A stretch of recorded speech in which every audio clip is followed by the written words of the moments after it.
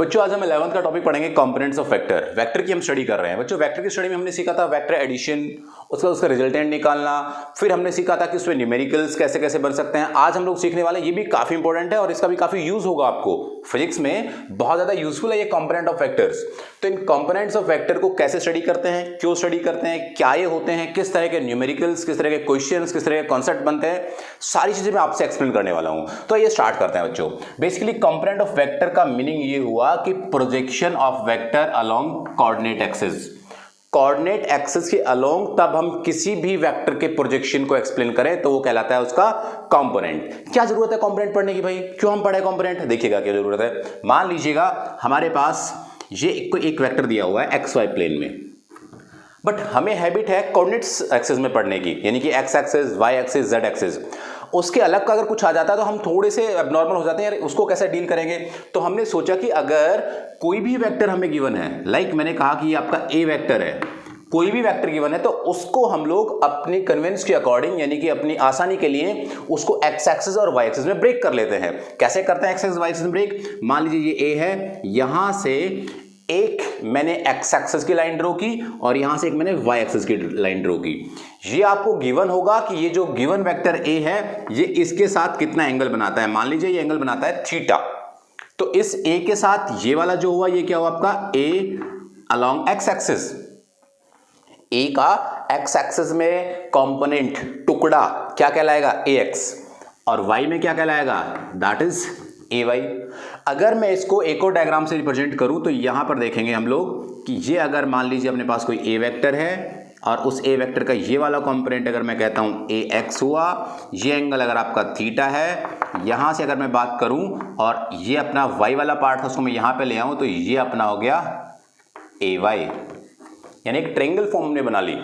ये अपना ए था, इसका ये ए एक्स और ये इसका ए वाई। बेसिकली इस ए वाई को मैंने पैरेलल शिफ्ट कर लिया। यहाँ पर इनकी वैल्यूज क्या होती है? अगर ये थीटा है, ये ए वाई है, ये आपका ए एक्स है, तो यहाँ से इनकी वैल्यूज कैलकुलेट करते हैं। जैसे मुझे ए एक्स की वैल्यू निकालनी हो तो ए एक्स मुझे ये वाला वेक्टर निकालना, तो क्या करूंगा मैं? A X upon A that is equal to what? Cos theta, है ना भाई। यहां से पंडित बद्री प्रसाद वाला फॉर्मूला लगाएंगे तो क्या? Base upon hypotenuse is equal to what? Cos theta. तो यहां से हमें रिजल्ट मिला, वो रिजल्ट मिला A X is equal to A, इधर आ गया तो क्या हो गया? A cos theta. That is component of vector. कौन सा कंपोनेंट? X component. या एक्स एक्सिस में मैंने इसकी बात की, या फिर मैं बोलूंगा इसको मैंने बोला हॉरिजॉन्टल कंपोनेंट। तो ये आपका कौन सा वाला कंपोनेंट हो गया?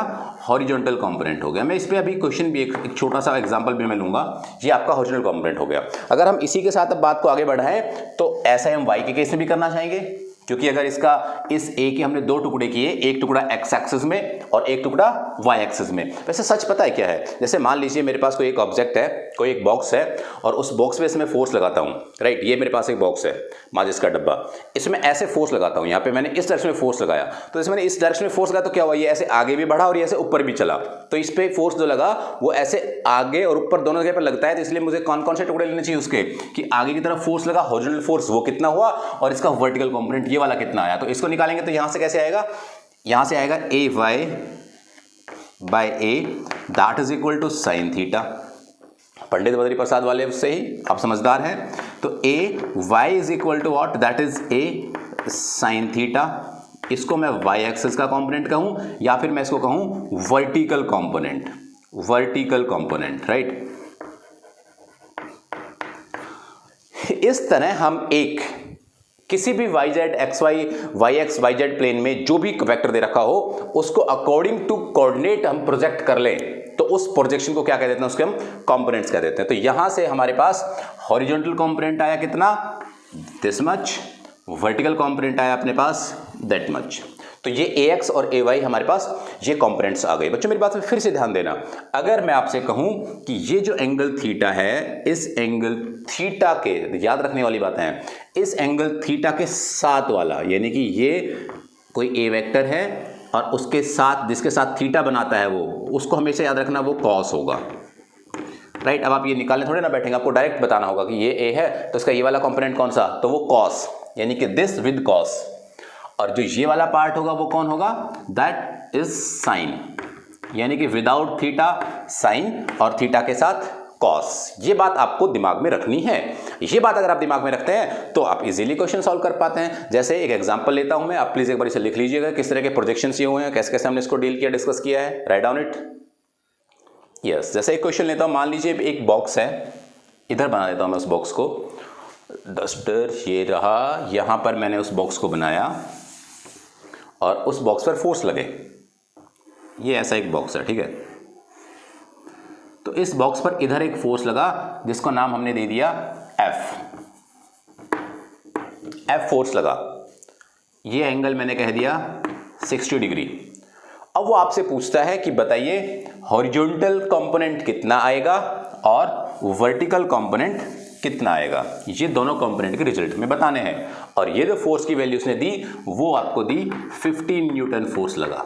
कहने का मतलब ये कि आगे ये चलेगा कितने फोर्स से और ऊपर ये चलेगा कितने फोर्स से, ये वाली कहानी आपको डिस्कस करनी है इसमें। तो चलिए मैं बता देता हूँ। देखो बहुत आसान है। अगर मैं हॉरिजॉन्टल की बात करूँ, हॉरिजॉन्टल कंपोनेंट की अगर मैं बात करता हूँ तो F x is equal to F cos 60 degree. Right, F की वैल्यू कितनी यहाँ पर 15 इंटू कॉस 60 की वैल्यू पुट करेंगे तो यहाँ से कितना आ गया, ये करीब 7.5 न्यूटन। अगर मैं वर्टिकल कंपोनेंट की बात करूंगा तो वर्टिकल कंपोनेंट क्या होगा, F y is equal to F sine 60। Again values put करेंगे तो वैल्यूज पुट करने के बाद रिजल्ट आएगा 12.99 न्यूटन करीब। तो इस तरह से आप कहेंगे कि हॉरिजॉन्टल में 7.5 न्यूटन फोर्स फील करेगा ये, और वर्टिकल में करीब 13 न्यूटन फोर्स फील करेगा ये। तो इस तरीके से हम इससे कंपोनेंट डिवाइड करते हैं। जैसे एक स्टेटमेंट वाला क्वेश्चन मैं आपसे कराता हूं कि किस तरह की स्टेटमेंट आपसे पूछी जा सकती है। इसे लिख लें आप जल्दी से तब तक। हाँ, तो बच्चों एक क्वेश्चन सॉल्व करते हैं और इस क्वेश्चन को समझते हैं कि किस तरह से हमें इसमें डेटा दिया हुआ है और उस डेटा को कैसे सॉल्व करना है। मेरी बात को ढंग से सुनिएगा। क्वेश्चन क्या है, पहले एक बार खुद ट्राई करेंगे आप लोग। मैं क्वेश्चन पढ़ देता हूं पहले। An aeroplane takes off at an angle of 60 degree, यानी कि 60 के एंगल पे कोई एरोप्लेन ऐसे मूव किया, टेक ऑफ किया टू द हॉरिजॉन्टल। 60 डिग्री के साथ बनता है वो, हॉरिजॉन्टल के साथ बनता है। If the velocity of plane is 200 kilometre per hour, 200 kilometre प्रति घंटा के स्पीड से वो चलता है, then calculate the horizontal and vertical component of that velocity. उस वेलोसिटी का हॉरिजॉन्टल और वर्टिकल कंपोनेंट आपको बताना है। ट्राई कर लीजिएगा आप एक बारी पॉज करके, जल्दी से इसको सोचें कि कैसे होगा, फिर मैं इसको सॉल्व कराता हूं।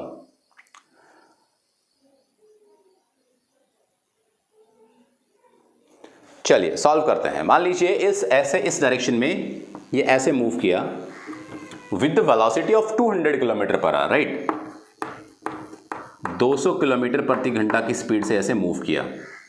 इस एक्सिस में उसने पूछा कि इसकी क्या वेलोसिटी होगी, और एंगल देता है वो हॉरिजॉन्टल के साथ 60 डिग्री विद द हॉरिजॉन्टल, तो उसने 60 डिग्री एंगल दिया। अब वो आपसे जानना चाहता है कि भाई साहब इस एक्सिस के बारे में जरा बात करिए कितनी हुई। तो velocity in the x axis is velocity with cos theta, because theta वाला कौन सा कंपोनेंट होता है, cos थीटा, मैंने आपको सिखाया था। तो v की वैल्यू कितनी है 200 इंटू cos 60 एंड 200 गुना में 1/2 बच्चों 100 किलोमीटर पर आवर। ये जो इसकी स्पीड आती है, ये इसकी स्पीड आई in the direction of X axis या in the direction of horizontal axis, या हॉरिजॉन्टल में इसकी डायरेक्शन कितनी है 100।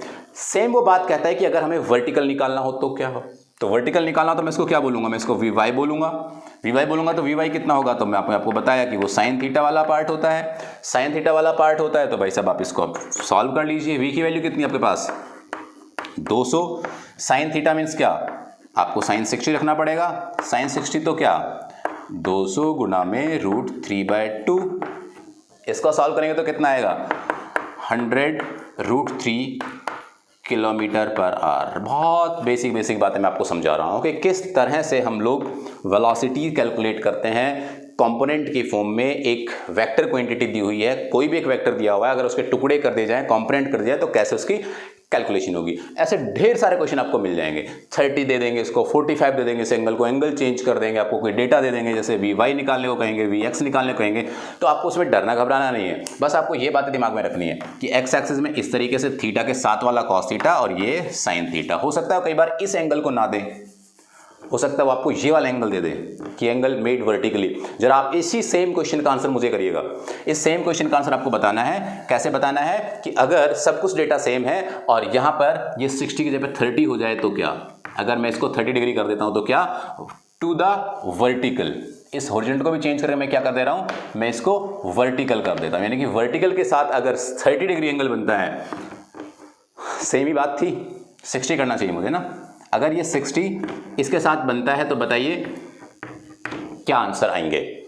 ठीक है, ये 60 कर दिया मैंने। अगर 60 बनता है हॉरिजॉन्टल वर्टिकल के साथ तो बताइए Vx एंड Vy क्या होंगे। आप ये सब बातें, ये सब आंसर कमेंट बॉक्स में कमेंट लिख सकते हैं कि ये आंसर आए आपके। तो बच्चों ये मैंने आपको कंपोनेंट सिखाया। मैं हर एक छोटा टॉपिक आपको डिटेल में एग्जाम्पल के साथ समझाता हुआ चल रहा हूँ। अगर आप ढंग से समझेंगे, सॉल्व करेंगे, देखेंगे, सीखेंगे तो जरूर आपको सारी की सारी बातें समझ आने वाली हैं। इससे नेक्स्ट लेक्चर में हम लोग यूनिट वेक्टर और फैक्टर प्रोडक्ट्स के बारे में बात करेंगे। तो चलिए मिलते हैं नेक्स्ट क्लास में। थैंक यू वेरी मच, खुश रहिएगा।